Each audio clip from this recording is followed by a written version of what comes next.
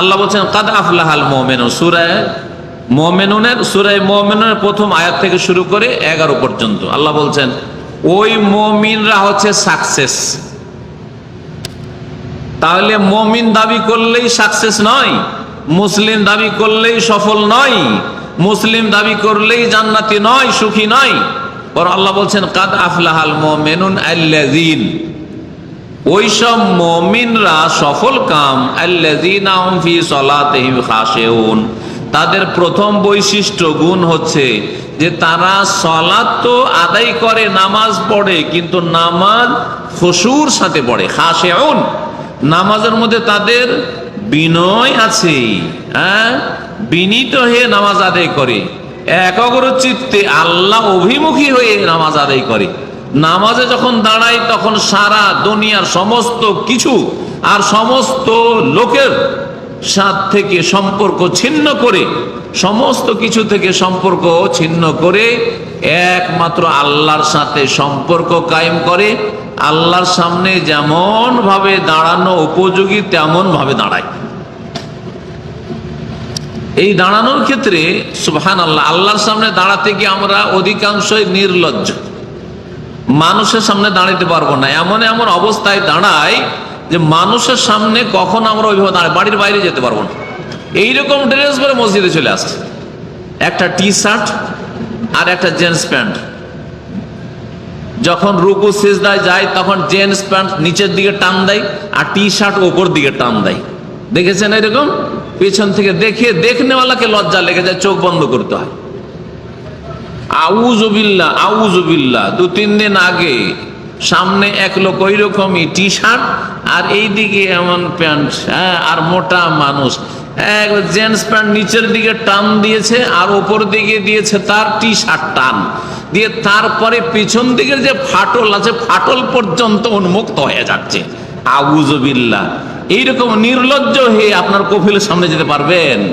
আপনার ম্যানেজারের সামনে যেতে পারবেন? আপনার অফিস খানে যেতে পারবেন? অফিসে পারবেন না, অফিসে পারবেন না। আর কি করে রব্বুল আলামিনের সামনে, আল্লাহর ঘরে মসজিদে আল্লাহর সামনে হাজিরা দিচ্ছেন এইরকম বেহায়া বেলজ্জা কাপড় নিয়ে? কিছু লজ্জা করা উচিত। হ্যাঁ, আল্লাহু আকবার। আর একটা লোককে কালকে দেখছি তারাবিতে যে একটা কাপড় পরে আছে, আজকাল যে আমেরিকান কি বলছে ওগুলো, বারমুডান কি বলছে ওগুলোকে, কি বলে, হ্যাঁ কি বলছে, আরে এখান পর্যন্ত হাঁটু পর্যন্ত থাকছে, হাঁটু ঢাকা একটু, 3/4, আচ্ছা আরবিরা ওটাকে কি বলে, বারমুডা না এরকম কিছু বলে, যাই হোক। তো শুধু ওইটা ওইটা পরে আছে আর পুরা পাটা খুলে আছে, হাঁটু কোন রকম ঢাকছে, সতর যতটুকু ঢাকার অতটুকু হাঁটুটা ঢাকছে, আর এই পর্যন্ত আর একটা গেঞ্জি গায়ে দিয়ে আছে এরকম অবস্থায়। ঠিক আছে, হাঁটু ঢেকে গেছে, লজ্জা স্থান ঢেকে গেছে, তাতে নামাজ নষ্ট হবে না, বুঝলাম মাসলা। গেঞ্জি হয়ে গেছে, ঠিক আছে, যদি এদিকে খুলে না যায়, আবার নাভির নিচে যদি একটু নেমে টেমে যায় তাহলে গেল, নামাজ নষ্ট হয়ে যাবে কিন্তু। কিন্তু নামাজের জন্য নাভি থেকে শুরু করে হাঁটু পর্যন্ত, হাঁটু সহ ঢাকা শর্ত।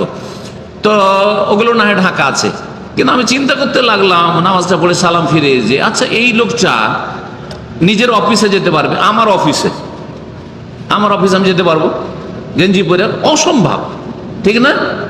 অসম্ভব যে আমি গেঞ্জি পরে আমার অফিসে, আমি যেতে পারবো না আমার অফিসে। তা আপনারা কি করে যেতে পারবেন? আপনারা নিশ্চয়ই পারবেন না।